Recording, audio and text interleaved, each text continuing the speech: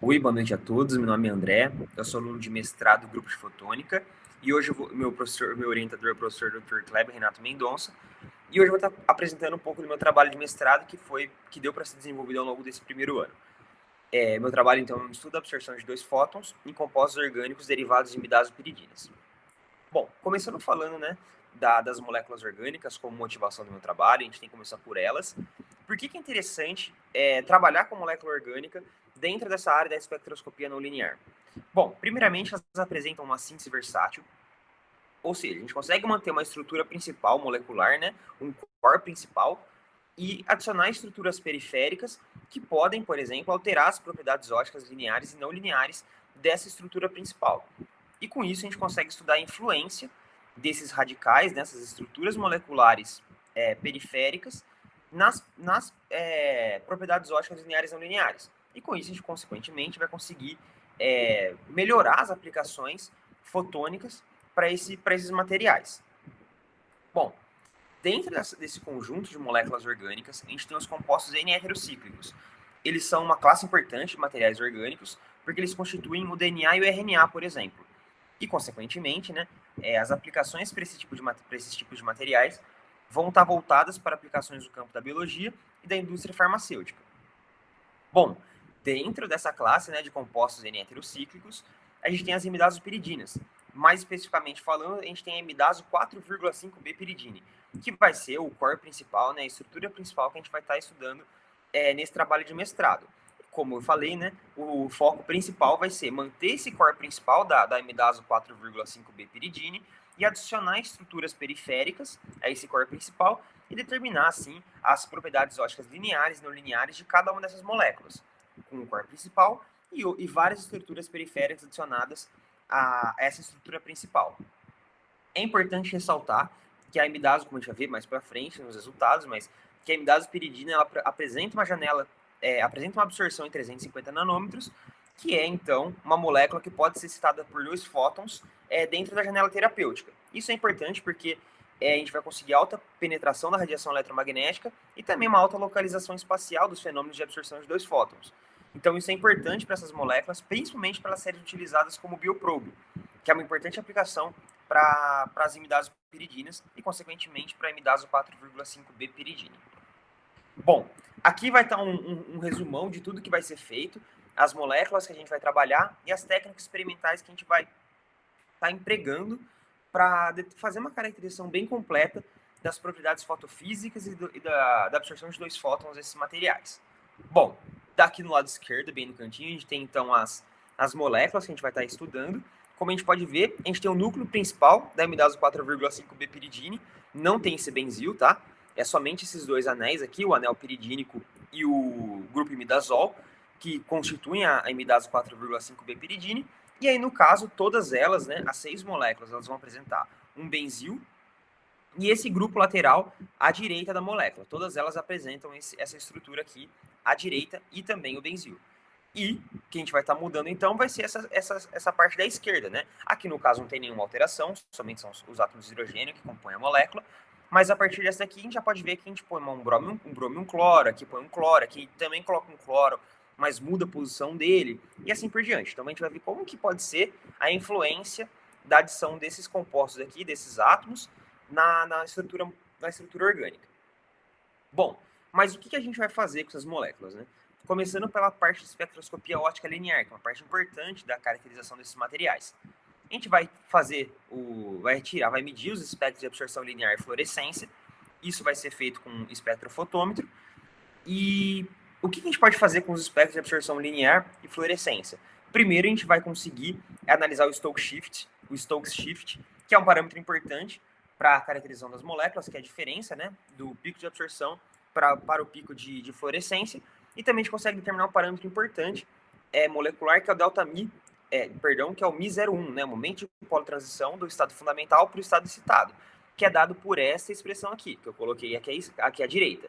Então, o Mi01 é dado por essa expressão, onde aqui, né, aqui é a área do espectro de absorção em unidades de coeficiente de absorção linear, e aqui é o Ni01, né, que é o comprimento de onda em frequências, né, em segundos a menos 1 da transição, e aqui são algumas constantes. Esse L aqui é o fator de Onsager, e assim por diante. Então, a gente consegue determinar o μ01 a partir do espectro de absorção linear. Bom, e outra coisa importante que a gente vai fazer vai ser as medidas de sovatocromismo, anisotropia de fluorescência, eficiência quântica de fluorescência e o tempo de vida de fluorescência.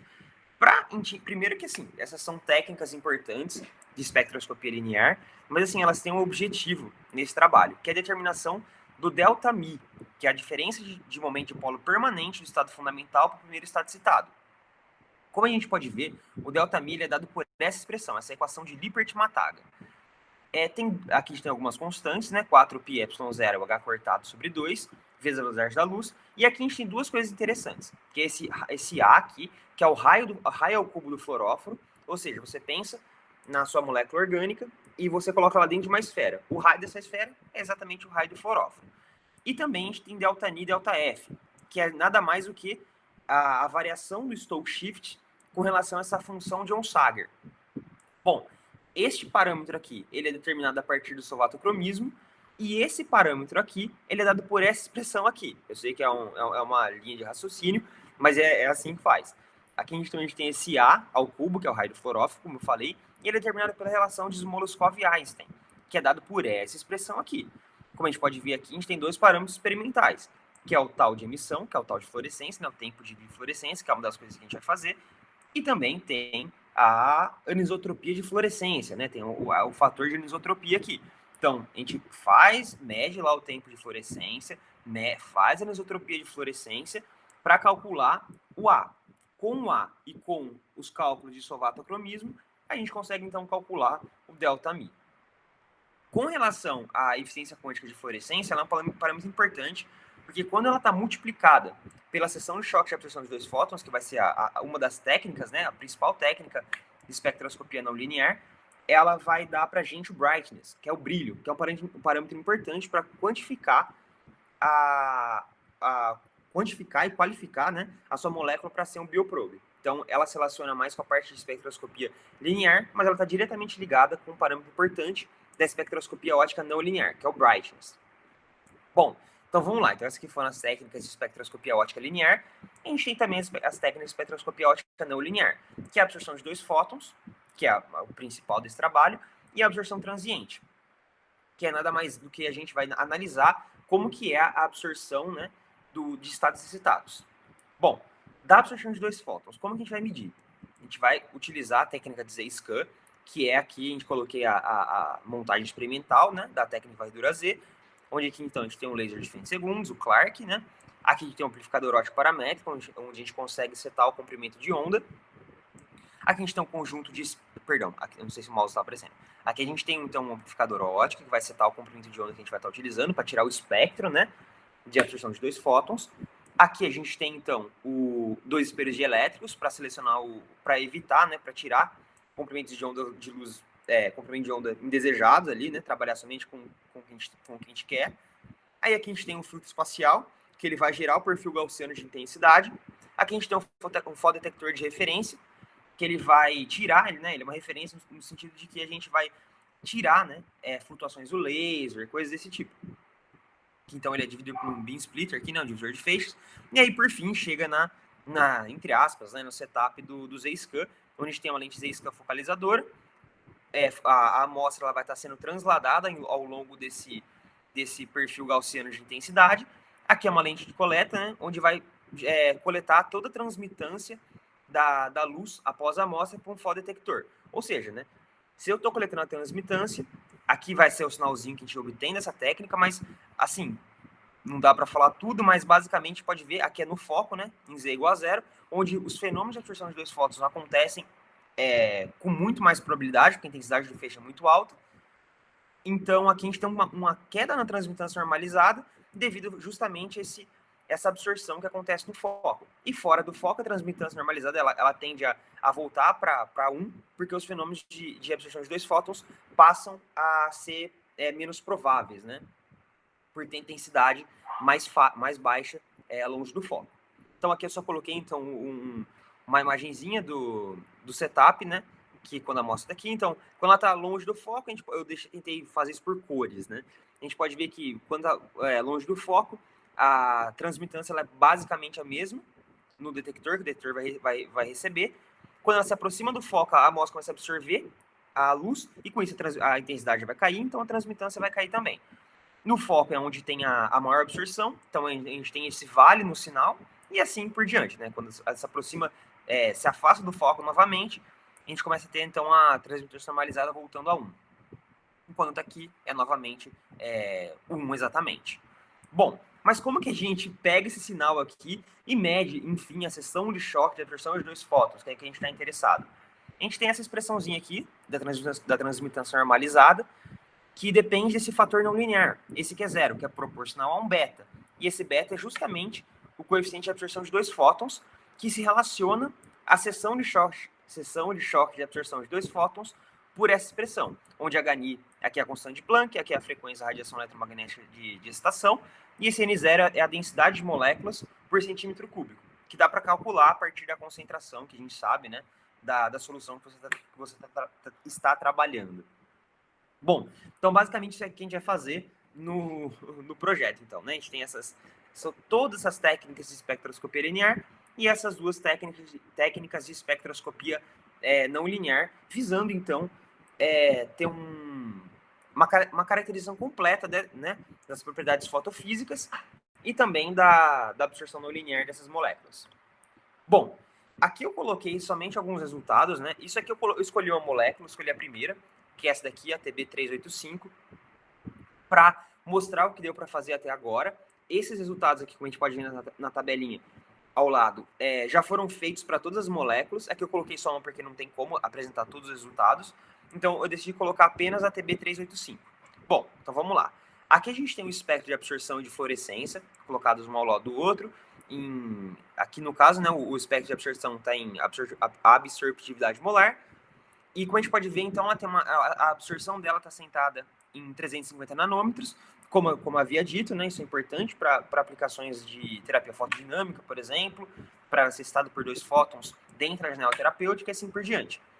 Como a gente pode ver, a fluorescência ela tem um pico em 413, que é relativamente um bom valor de Stokes shifts com relação da absorção para fluorescência, dá em torno de 60 nanômetros, o que é um bom valor de Stokes shift.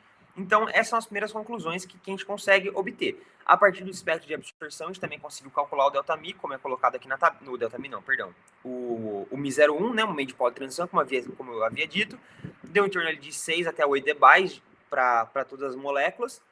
A gente também fez as medidas, né, de anisotropia de fluorescência, fez também as medidas de solvato cromismo, e aí faltou as medidas de tempo de vida de fluorescência para a gente poder calcular, por fim, o ΔMi01, né, a diferença de momento de polo permanente do estado fundamental para o estado citado. Então foi a única medida que faltou para estar calculando o ΔMi, e também os próximos passos vai ser também fazer as medidas com o Z-scan da absorção de 2 fótons dessas moléculas, e também as medidas de absorção transiente, para a determinação de absorção do estado citado. O que é importante ressaltar aqui, eu falei aqui dos Stokes shifts, falei também do epsilon e tal, mas é importante ressaltar que os valores espectroscópicos, né, essas propriedades espectroscópicas que foram determinadas, elas são muito parecidas com a molécula chamada Alexa Fluor 350, que é uma molécula comercial utilizada como bioprobe. E os valores, né, por exemplo, Alexa Fluor 350 justamente por ter um pico de absorção em 350. E assim como essa molécula, ela também apresenta um Stokes shift de aproximadamente 70 nanômetros, o que também se aproximou bastante dessa molécula e de todas as outras. Então isso é um bom indicativo que esse cara aqui, essas moléculas aqui, né, essas imidazopiridinas, vão poder ser utilizadas como bioprobe. É cedo para falar, porque tem muita coisa para fazer ainda, mas é um bom indicativo, já que são moléculas importantes nessa área de bioprobe. Então, eu agradeço a todos pela atenção, peço desculpas se ficou um pouco corrido, é a primeira vez que eu faço esse tipo de apresentação. Qualquer dúvida que ficar, eu estou à disposição para estar tentando sanar, né, porque ficou um pouco corrido, é muita coisa para falar, mas o que eu puder fazer para tentar esclarecer as dúvidas, eu prometo que eu vou fazer o meu melhor. Muito obrigado pela atenção e até